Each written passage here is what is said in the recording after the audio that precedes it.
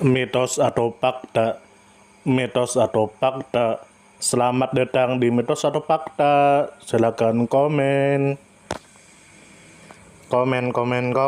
Sekarang masuk ke video. Masjid Habel. Tentu saja kemungkinan tidak asing di telinga kita, terlebih bagi para orang-orang yang pernah mendengarnya. Disebutkan menurut informasi yang beredar bahwa Masjid Habel adalah sebuah tempat suci sekaligus masjid yang diyakini sebagai lokasi makam Habel putra Adam. Masjid ini memiliki sarkofagus besar sepanjang 7 meter yang ditutupi kain sutra hijau dengan hiasan ayat-ayat Al-Quran. Selain berfungsi sebagai tempat ibadah, masjid ini juga menjadi tujuan ziarah bagi umat Islam, terutama kalangan Syiah yang menghormati sosok Habel sebagai simbol ketaatan kepada Tuhan. Kemudian menurut informasi yang beredar bahwa masjid ini dibangun oleh seorang penguasa bernama Ahmad Pasha dari Kesultanan Ottoman pada tahun 1599. Tokoh yang dikaitkan dengan masjid ini adalah Habel putra Adam yang dalam tradisi Islam dikenal sebagai korban pertama dari tindak pembunuhan oleh saudaranya Qabil. Kemudian menurut informasi yang beredar bahwa Masjid Habel terletak di wilayah pegunungan barat Damaskus, Suriah. Lokasi ini berada tidak jauh dari lembah Zabadani dan menghadap ke desa-desa di sekitar Sungai Barada yang juga dikenal dengan nama Wadi Barada. Kemudian menurut informasi yang beredar bahwa pembangunan masjid ini terjadi pada tahun 1599 pada masa kekuasaan Kesultanan Ottoman. Namun keyakinan tentang Habel dan kisahnya berasal dari tradisi keagamaan yang lebih tua sejak masa awal umat manusia menurut ajaran Islam. Kemudian menurut informasi yang beredar bahwa masjid ini didirikan untuk menghormati Habel putra Adam yang dipandang sebagai simbol keteguhan iman dan kebenaran.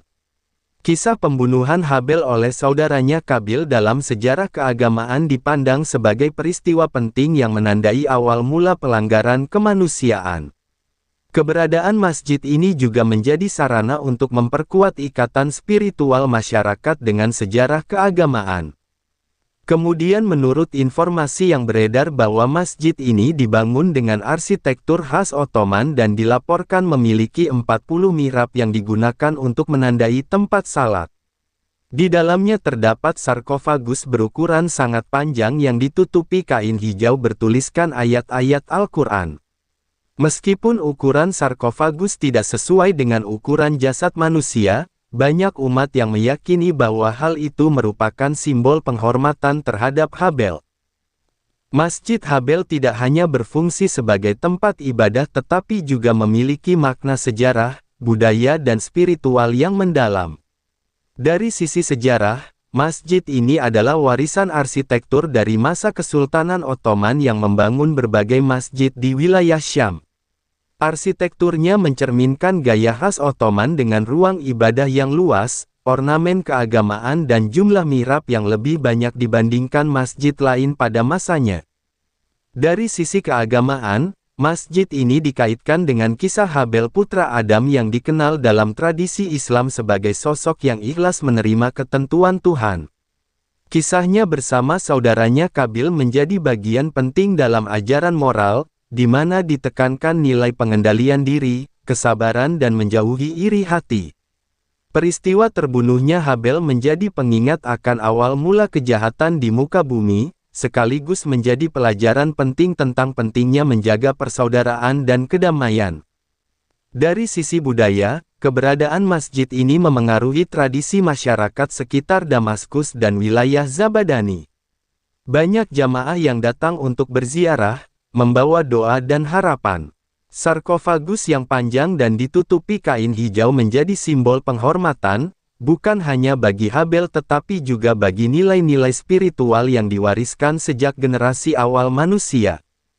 Dari sisi ekologi dan geografi, lokasi masjid yang berada di pegunungan barat Damaskus memberikan suasana sejuk dan indah. Masjid ini berdiri menghadap desa-desa di tepi Sungai Barada yang sejak dahulu menjadi sumber kehidupan masyarakat sekitar. Hal ini menjadikan masjid bukan hanya sebagai pusat ibadah tetapi juga sebagai bagian dari lanskap budaya dan alam suriah. Dari sisi etnografi, masjid ini menjadi tempat berkumpulnya jamaah dari berbagai latar belakang, terutama umat Islam yang menganut mazhab Syiah. Namun masjid ini juga dihormati oleh banyak kalangan Muslim lain yang melihat Habel sebagai simbol universal kebenaran. Kehadiran Masjid Habel memperkaya keragaman situs suci di dunia Islam yang menghubungkan antara kepercayaan, sejarah dan kehidupan sosial.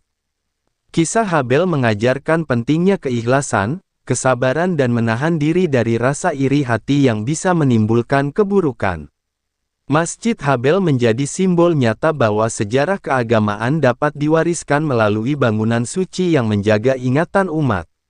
Nilai yang dapat diambil adalah pentingnya menjaga persaudaraan, menghindari konflik, serta memelihara kesucian hati dalam menghadapi perbedaan.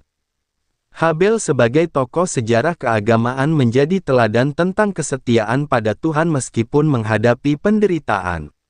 Kelebihan dari tokoh ini adalah kesabarannya dan keteguhannya untuk tetap beribadah. Kekurangannya tidak ditonjolkan dalam tradisi Islam, karena fokusnya lebih kepada kebaikan yang diwariskan. Dari sisi organisasi, Kesultanan Ottoman yang membangun masjid ini patut diapresiasi karena mampu melestarikan situs suci dengan arsitektur megah dan tetap terjaga hingga kini. Namun, ada kekurangan dalam hal perawatan jangka panjang, karena beberapa masjid warisan Ottoman di wilayah Syam tidak seluruhnya terawat dengan baik akibat konflik dan perubahan zaman. Saran yang membangun adalah agar masjid ini tetap dijaga sebagai warisan sejarah dan spiritual, tidak hanya oleh pemerintah setempat tetapi juga melalui kerjasama dunia internasional. Situs suci seperti Masjid Habel memiliki nilai universal yang bisa menjadi sarana edukasi, ziarah dan penguatan nilai kemanusiaan. Sumber referensi Google Chrome dan ChatGPT. Gimana menurut Anda semua? Apakah itu mitos atau fakta? Jika mitos, silakan tulis di kolom komentar. Dan jika fakta, silakan tulis di kolom komentar. Karena kita tahu bahwasanya mitos itu adalah cerita yang dipercaya sebagai hasil imajinasi dan kebenarannya tidak dapat dibuktikan. Sedangkan fakta adalah suatu peristiwa atau keadaan yang benar-benar terjadi dan dapat dibuktikan. Nah, jadi bagaimana menurut Anda semua? Apakah ini mitos atau fakta? Silakan tulis di kolom komentar.